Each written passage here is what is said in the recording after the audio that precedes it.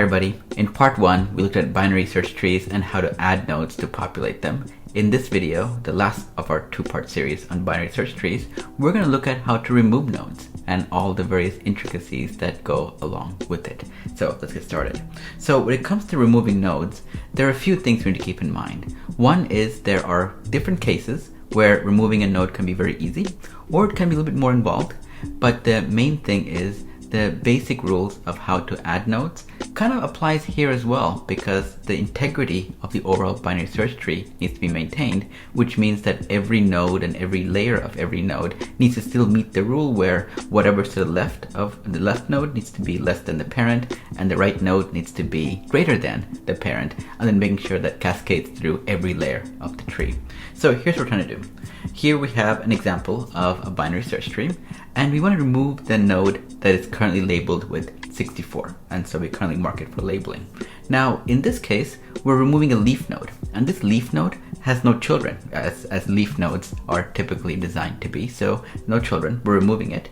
So removing a leaf node, very easy, because a leaf node, there's nothing else in our tree is impacted, and so we just remove it. Pretty simple. Now that won't be the case with what we're going to see next. We're removing a node, in this case node 24, and it has a single child. And so when we're removing a node with a single child, what we're going to do is we're going to remove it because this is only a single child there. But what happens is when we're removing node 24, the single child node 15 ends up taking its place. And so because of how we added nodes to our binary search tree in the first place, promoting a child node to its parent position will not break the overall integrity of our tree, where values to the left of the node of the parent node are smaller, and values to the right of the parent node are greater. And here you can see that the integrity is still maintained. Now we talked about a single child, and it had no parent. Had no children.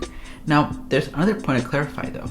When we talk about deleting a node with a single child, that child can have other children of its own. So in this case, we want to remove node number 24, and then 15 has children of its own. It's still a single child though. And so the end behavior though, it's exactly the same. It doesn't matter how many children node 15 carries with it or how many layers of children it has below it. As long as the node we're removing, in this case 24, only has a single child, then we can easily just swap remove 24 and promote the child to the parent's place. And you can still see that the overall structure of the tree is still maintained. Look at 15, left node is 9, right node is 18, good to go. Look at 42, left node is 15, right node is 99, again, still good to go. So no node is out of place. Now, here's the last case, and this is probably the most involved case that we want to deal with.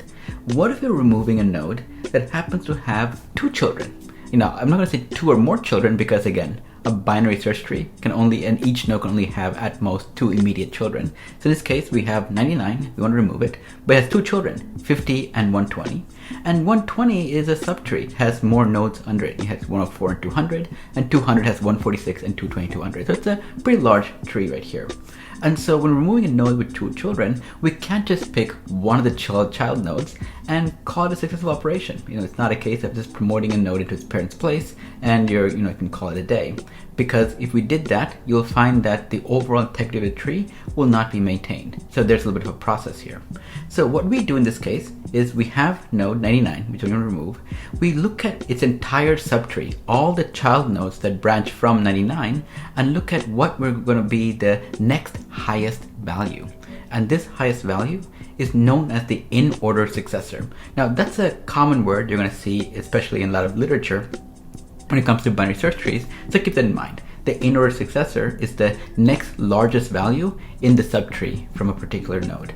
And so in this case, what is the next highest value from 99 in the tree? As we look through the entire list, you have 50 less than, you have 120, great, that's a large number, 104, 200, maybe it's 104.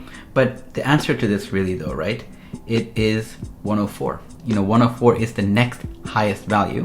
120 is way too large, 200 way too large, and of course if 200 is already way too large, of course the children of 200 may not be very helpful here either, where 146 is a bit large as well. So what we do next is we remove the 99 node. So 99 is removed and we replace it with 104, the in-order successor.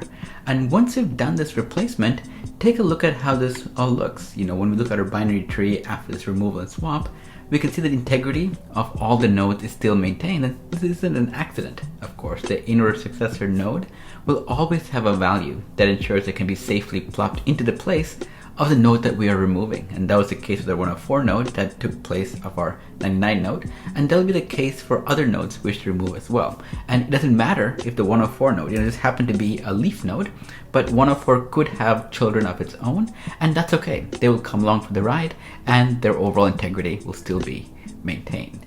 And so, one more thing we want to talk about before we wrap things all up is let's talk about the performance of binary search trees and how they work.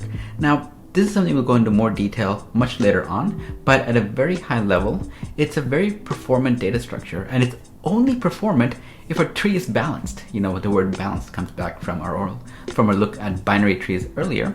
You want to make sure that no side of a tree is too lopsided, and you don't want to get into a state where a tree is so heavily skewed in one direction, you're almost competing with the linear data structure and how inefficient it might be for being able to add items, remove items, and search through items as well.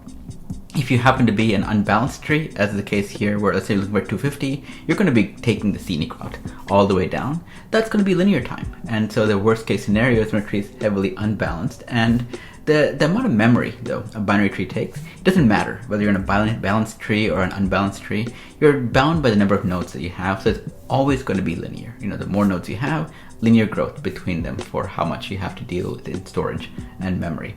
And so if we had to sum up both part 1 and what we've seen here in part 2, binary search trees are pretty awesome. And we're going to see in our next video, we're going to look at an implementation of it where we won't look at the code of how the binary tree works. That's dreadfully boring. We will look at how to use a binary tree to then perform some common data operations.